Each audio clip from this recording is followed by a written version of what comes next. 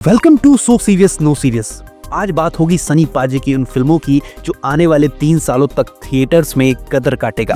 साल 2025 लाया है सनी देओल के पास बॉलीवुड की सबसे बड़ी सीक्वल फिल्में, जो उनके फैंस के लिए अगले कुछ सालों में सबसे बड़ा एक्साइटमेंट होगा। सनी देओल बॉलीवुड के सबसे बड़े एक्शन हीरो के रूप में जाने जाते हैं। उनके फैंस हमेशा उनकी हर नई फिल्म का बेसब्री से इंतजार करते हैं।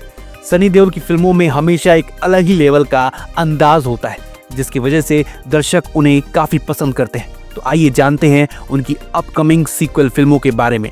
जाट 2 की घोषणा हो चुकी है।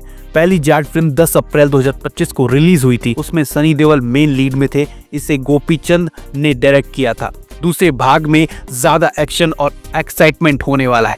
दूसरी फिल्म है बॉर्डर 2 फिल्म 22 जनवरी 2026 को रिलीज होगी, जिसे अनुराग सिंह ने डायरेक्ट किया है। मेन लीड में है सनी देओल, वरुण धवन, दिलजीत दोसांझ और आहान सेठी।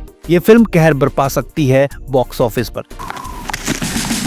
मथुरा दास जी, आप खुश हैं कि आप घर जा रहे हैं, मगर खुशी का ये बेहुदा नाच जो आप अपने भाइयों के सामने कर रहे हैं अच्छा नहीं लगता। नंबर 3, रामायण। नितेश तिवारी की फिल्म रामायण सबसे ज्यादा चर्चा में रहने वाली फिल्मों में से एक है।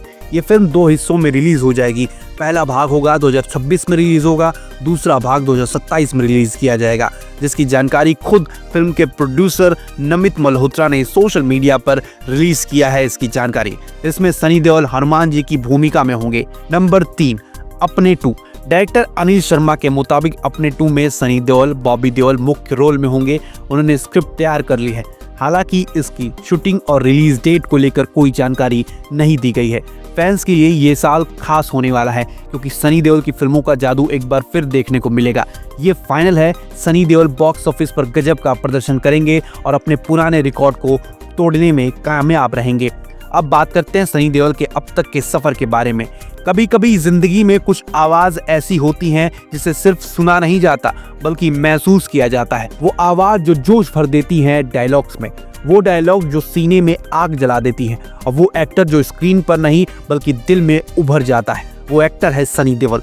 वो इंसान जिसने हमें सिखाया 2.5 किलो का हाथ उठता है तो सिर्फ विलेन नहीं, पूरा सिस्टम कांप जाता है। और जब ये 2.5 किलो का हाथ किसी पर पड़ता है ना, तो आदमी उठता नहीं, उठ जाता है। साल 1956 पंजाब के लुधियाना जिले के छोटे से गांव साहनेवाल में जन्म हुआ एक बच्चे का। धर्मेंद्र का बेटा जो पूरे भारत का एक्शन हीरो बनने वाला था। घर में एक्टिंग का माहौल था, लेकिन सनी का रास्ता आसान नहीं था, क्योंकि धर्मेंद्र का बेटा होना एक वरदान भी था, एक चुनौती भी था। सनी पढ़ाई के बाद इंग्लैंड के ओल्ड रेपेट्री थिएटर से एक्टिंग की ट्रेनिंग लेकर लौटे और शुरू हुआ उनका असली सफर। साल 1983 फिल्म थी बेताब और सनी देओल के साथ थी अमृता सिंह। पहली फिल्म सुपरहिट। लोगों ने कहा धर्मेंद्र का बेटा नहीं, नया सुपरस्टार आ गया है। उनका स्टाइल, उनकी आंखों का दर्द और वो जोश, सबने कह दिया सनी किसी और लीग के हीरो हैं। उस वक्त किसी ने नहीं सोचा था कि आने वाले सालों में ये सनी देओल तारा सिंह बनकर इतिहास रच देंगे। 90 के दशक में सनी देओल के लिए सुनहरा अवसर आया। फिल्में हिट पर हिट, डायलॉग देश के कोने कोने में मशहूर।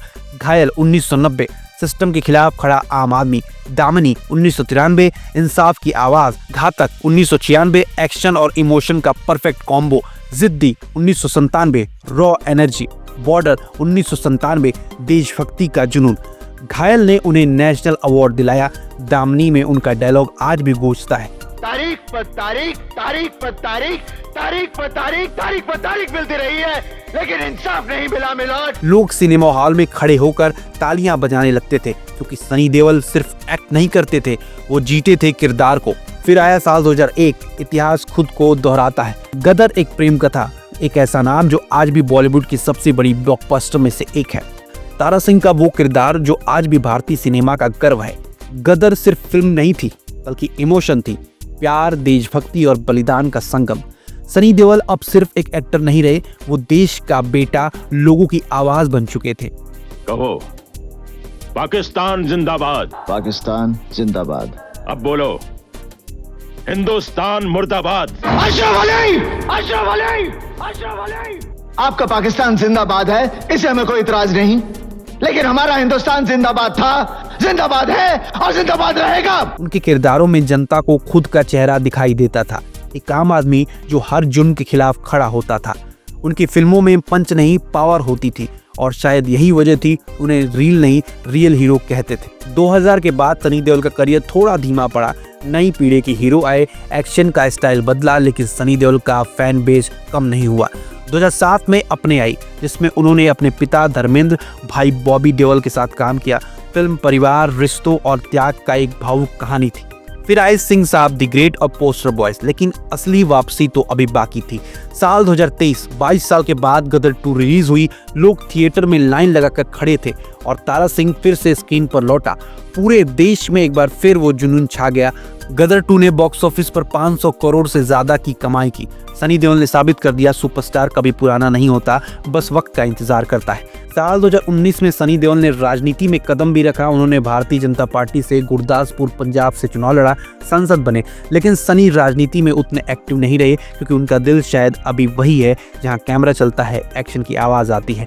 सनी देओल एक इंट्रोवर्ट, शांत और सादगी भरे इंसान है, ग्लैमर से दूर, विवादों से परे। उनके बेटे करण ने भी फिल्मों में कदम रख दिया है।